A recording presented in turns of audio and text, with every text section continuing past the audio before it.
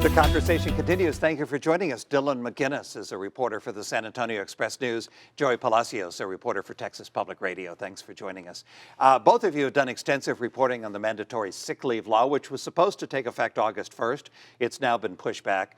Dylan, one question that we're talking about is that there seems to be no real definition of who is an employee, who benefits, and how from this. It seems like they still need to wrap their arms around how to handle contract employees. What about gig employees for companies like Uber, who technically don't make a salary at all? How do you deal with people who work for tips and maybe make a basic salary of $2 an hour? Big whoop, do they get $2 an hour when they're sick? I mean, where do we stand on some of those issues? Yeah, so I think the problem is actually that there is a definition and that the business groups don't like how all-encompassing it is. So the ordinance applies to, right now, I believe, anyone who works 80 hours in a year. So if you work more than 80 hours in 1 year, you're entitled to accrue this paid sick leave over time. And I think one of the main sticking points with the business groups is that this applies to staffing agencies, temporary employees, part-time employees, and those are the sorts of employees and business models that it tends to have a outsized impact on. I know from going to some of the information sessions that the city was hosting before it got delayed, there's also a disgruntled feeling among businesses that this doesn't apply to the city of San Antonio, that governments are exempt from this policy. And so they felt like it's a little hypocritical for now the city to be saying you need to give paid sick leave to all of your part-time employees, whereas the city does not currently give paid sick leave to part-time employees. So it'll be interesting to see. I mean, now that it's been delayed, this is kind of back in the political arena. The Paid Sick Leave Commission is examining these changes.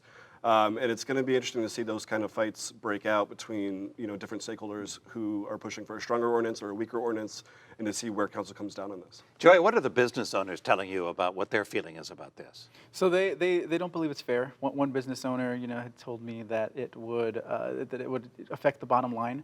After one of the paid sick leave information sessions, this particular business owner, it's an electric company, that to be able to provide the mandated paid sick leave, that he might have to scale back on other benefits, that there may not be as much coverage for healthcare, or the healthcare plan may not be as great, just to kind of offset that cost. So these businesses are preparing for they're trying to get ready for a law that may or may not go into effect. So there's a little bit of confusion. Am I going to have to do this as a business owner? Are the courts going to strike it down? So there's a lot of things that are uncertain and up in the air.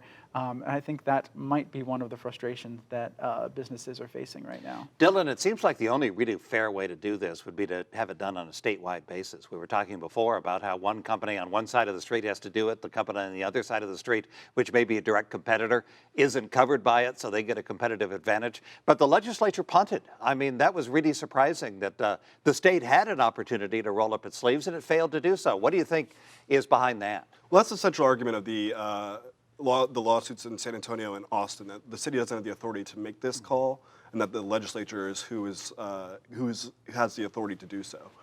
So it'll be interesting to see if the judges in these various cases end up taking that stance. And if so, then it'll be entirely up to the state legislature to decide whether or not there was paid sick leave. Obviously, here in San Antonio, I think most people were expecting the state legislature to preempt these explicitly, to say, this is not allowed. You cannot mandate businesses to provide paid sick leave.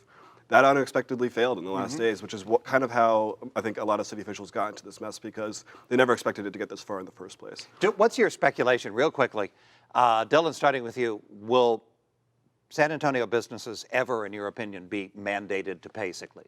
I think it'll be an uphill climb, but never say never. Joey? It's possible, but the legal challenges are stacked against it. Joey Palacios, Texas Public Radio. Dylan McGuinness, San Antonio Express News. Thank you for joining us on The Conversation Continues.